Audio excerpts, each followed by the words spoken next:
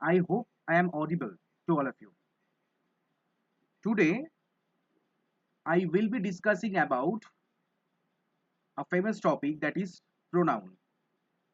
In my first class, I have discussed about noun, how noun functions in a particular sentence, and what the application of noun is. Today, I will be discussing about pronoun. This is a segment of parts of speech. In my class, I will arrange my lesson plan in this way. What is our subject? Our subject is English. Suppose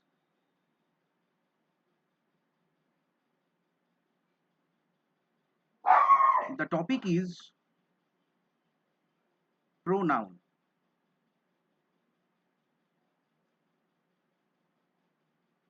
Okay, and this class will be conducted in 2 or 3 classes. This topic will be covered in 2 or 3 classes. Let's start. Before going into further discussion, we should know what pronoun actually is. Pronoun is derived from the Latin word pronomen. Pronomen. That is, nomen means noun, and the word which is used instead of or in place of noun is called pronoun. From this conclusion, we can say that noun, where noun can be used, pronoun can also be used in that place, because the word which is used in place of noun is called pronoun. That's why where noun takes place, pronoun can also be used. From this definition, we are getting an overview about pronoun. Pronoun is a word used in place of a noun. That means pronoun is used in place of noun in order to avoid repetition of the letter. That means to avoid the repetition.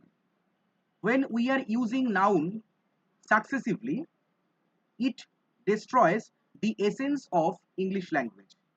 That's why we should avoid the use of noun in a particular sentence successively. That's why we should use pronoun to replace noun, just to avoid the repetition of the latter.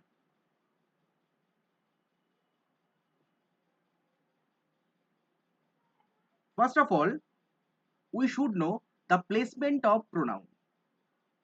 We know very well that a sentence can be constructed by using subject,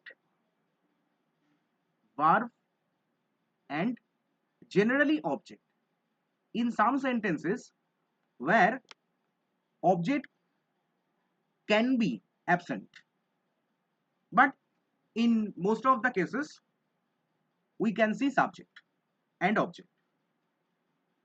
Subject position can be shared by noun and pronoun. Just like that, object position can also be shared by noun or pronoun. From this point of view, we can say that where noun can be used, pronoun can also be used, because a word which is used in place of noun is called pronoun. Okay, are you getting my point? That's why we can say that where noun can be taken place, pronoun can also be used there. That is a placement.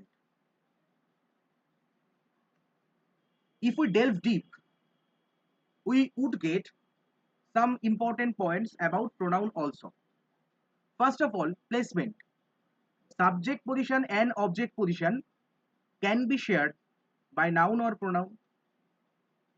First of all, we can say that pronoun can act as a subject of verb. That means subject position can be shared by pronoun also. Number two, object of action verb. In our noun class, we have discussed about the position of stative verb and action verb. What stative verb actually is, I have already discussed. Stative verb means non-continuous verb that doesn't refer to movement. But if we talk about action verb, it always refers to movement, that is continuous verb. Stative verb means state or situation. Stative verb can be classified into different types: verb of thinking process, verb of possession. I have already discussed about that. You know very well, I think. In this class, the second position of pronoun is object of action verb. Action verb delivers object. Stative verb can never deliver object. Okay, that's why the second position is object of action verb. For your benefit, I am writing all. First, subject of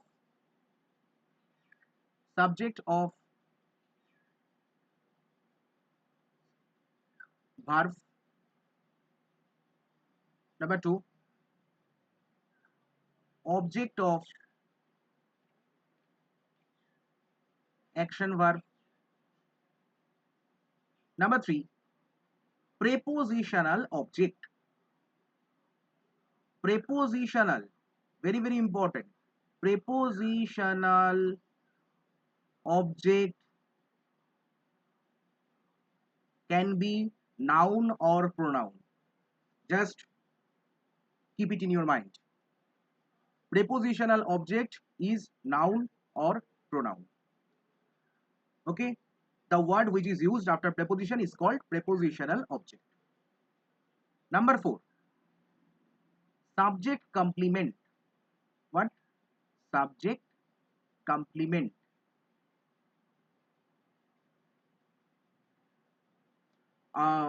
What is subject complement?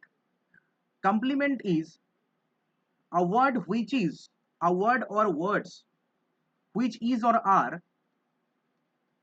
completing the proper sense. That means if we say Ram is a teacher, Ram is a teacher, we know very well that subject can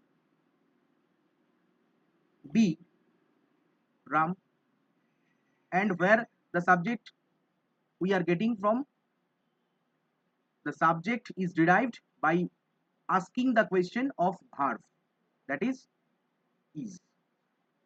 Who, if we ask the question by using who, we are getting subject. Just like that, if we want to get object, we have to ask verb by whom or what. In this way, we get two objects. That is, by asking what, we are getting direct object, and by asking whom, we are getting indirect object. Okay. Number four is subject complement. Here, some people think that this one is an object, but that is completely wrong. That is not object. It is subject complement, because a teacher is used just to supplement subject, just to complete the sense of subject, what actually subject is telling about. That is, Ram is equivalent to a teacher. Ram is the name and his occupation is a teacher. That is very interesting. This is called subject complement. After that, number 5 placement is object complement. Object complement. Similarly, we can say that just like subject complement, we are getting object complement. In this way, a word which is used to supplement or to justify the meaning of object. What object actually stands for? It is given by object complement. We can say they appointed us, they appointed us president of this club. They appointed us president of this club.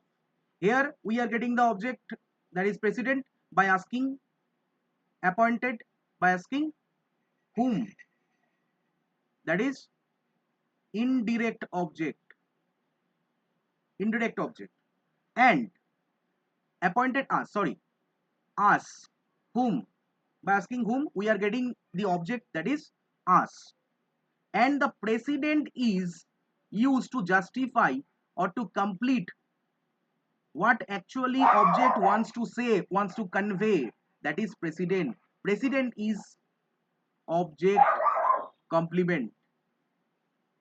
This word is used as an object complement. We are getting these placements of pronoun just like now. Then we have to come to this point, kinds of pronoun. If we talk about pronoun, pronoun can be classified into different types. But what is the difference in between noun and pronoun? That is fully dependent on placement. Placement is something different from noun. Here we are getting personal pronoun. That means personal things. When we try to mean personal things, personal circumstances, we are getting this point. Personal pronoun. That is I, we, you, he, she, it, they. These are called personal pronoun. But the placement is something different from noun. Both the subjective and objective placement of noun are same. But if we talk about pronoun, here personal pronoun and objective placement is different. That means subjective position and objective positions are different about pronoun. Here you are getting the point. In our noun class, we have also discussed about the case. That is case, nominative case or subjective case, objective case. Objective case can be classified into two types, that is accusative case and dative case. Accusative case means direct object. Dative object means, dative case means indirect object.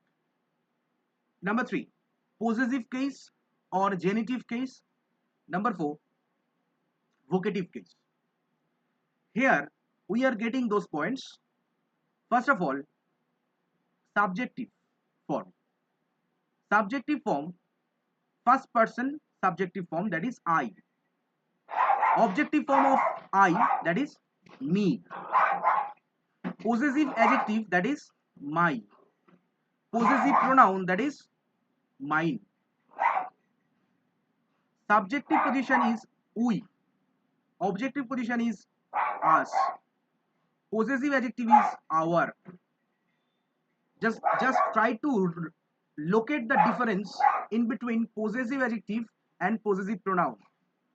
Students get confused, get flabbergasted when they encounter these types of questions. The difference is possessive adjective, that is my, possessive pronoun, that is mine. That is the difference. You should know. If we talk about second person, here we are getting subjective case, that is you, objective case, that is you, and possessive adjective, that is your, and possessive pronoun, that is yours.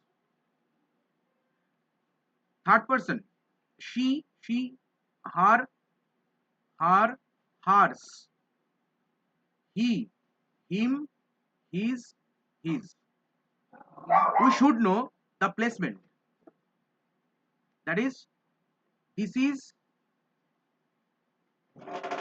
my pen.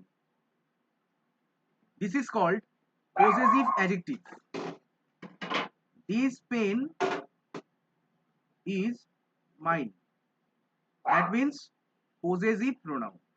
That is the placement. That is the difference in between placement. If we talk about possessive adjective, it is taking place before a noun. But if we talk about possessive pronoun, it is taking place at the end of the sentence. From this placement, we can conclude that these types are different. It, that is impersonal pronoun, objective it. We are getting possessive adjective, that is its. But we have to remember, we should remember that there is no form of possessive pronoun of it. There is no placement of it in possessive pronoun. We are getting the point of possessive adjective. At the end, we can say they. That is third person plural. Singular plural. Singular plural. In this way, we are getting this. That is, them is objective form. Possessive adjective their. Possessive pronoun theirs. That is personal pronoun. Number 2, that is demonstrative pronoun. In this class, we shall complete the types of pronoun. In the next class, we shall be discussing about the application of pronoun. Okay? Then demonstrative pronoun. Demonstrate, that means to point out. Words used to point out objects, that is these, that, these, those, this, that, these, those. Pronunciation should be clear. This is my book. Here it is possessive adjective because it is taking a noun support after that. You can see. That is her house. Here it is possessive adjective. You are getting that this is taking a support of noun. Okay. From this point of view, we can say that it is possessive adjective. This and that. These two types are demonstrative pronoun. But if we change the placement, we can see that demonstrative pronoun can be transformed into demonstrative adjective in this way. Here you can see that this and that, these words are taking the support of noun, and from this point we can say that this is demonstrative adjective. Okay, it is the placement that changes the types of pronoun and adjective. Number 3, relative pronoun. It comes from relation. What is relation? Relation. When we try to build a relationship in between us, we use relative. Relative pronouns used to express functions relating to who, which, that, whose, whom. In this way, by using these words, we can relate something. That's why they are called relative pronoun. Okay, relative pronoun can be identical with interrogative pronoun too, but we have to know, but we should know how they are being used in a particular sentence. We should know that the man who, the man here the man, it is a relative pronoun that relates. The man who has just entered the room is my friend. Here, who is describing the noun, that is the man. Here the man is being described by who.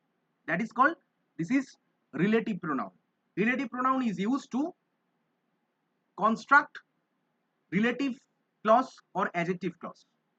The book that I bought is very costly. Here the book that I bought is very costly. Here that, the word that is describing the book. How is the book? Describing the book. The book is being described by that. That is why that or who is called or are called relative pronoun. After that, we said we should discuss about interrogative pronoun. Here we are getting some interrogative pronouns, that is who, what, which, whose, whom. You are getting the point. Here you can see that these words are used at the very beginning of the sentence. Who took my bag? Here it is interrogative pronoun. Who, that is interrogative pronoun.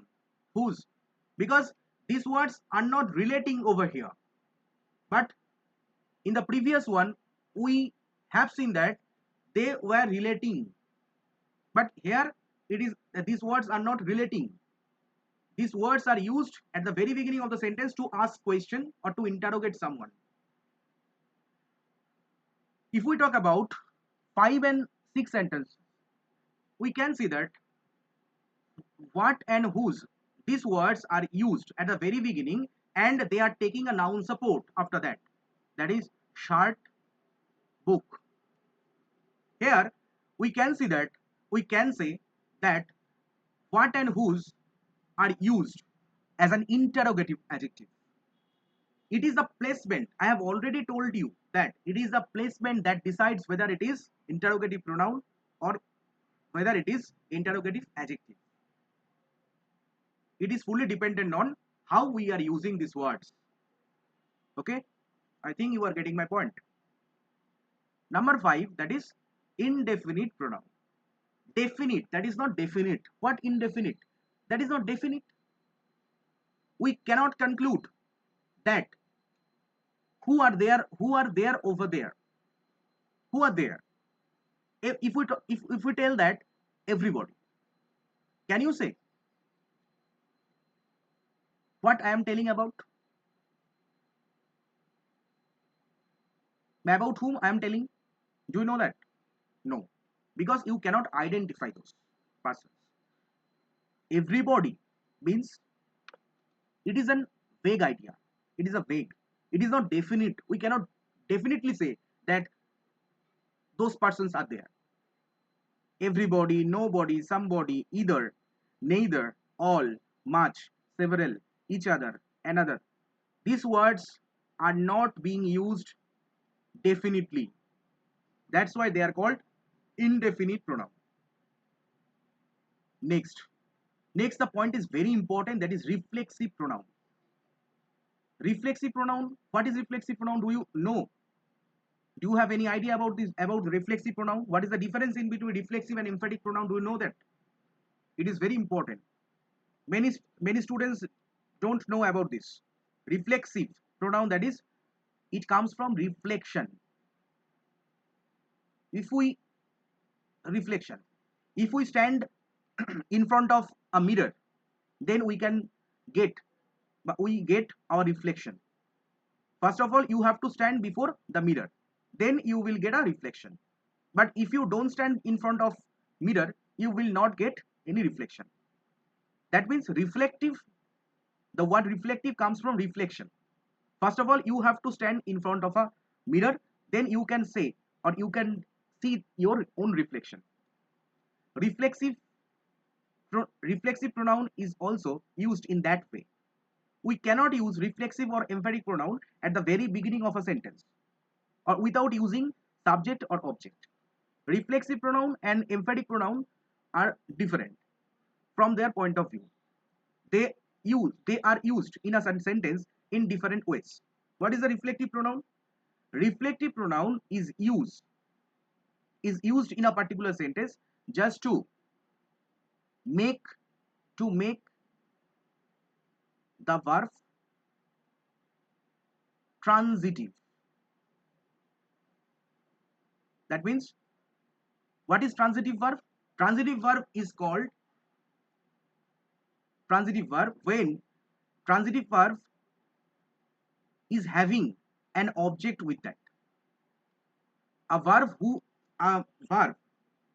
which has no object at the end of the sentence, they are called intransitive verbs. But they verbs are devoid of any object, that is called intransitive. Verb is having object, that is transitive. Reflexive pronoun is used just to make the verb transitive. If I say that I enjoyed the party,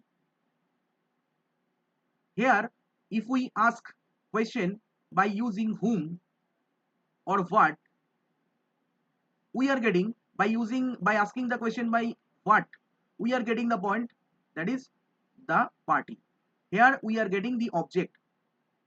Then we can say that enjoy verb is transitive verb. But if I say that I enjoyed at the party, I enjoyed at the party, here if you ask question by using whom or what, you are not getting the answer.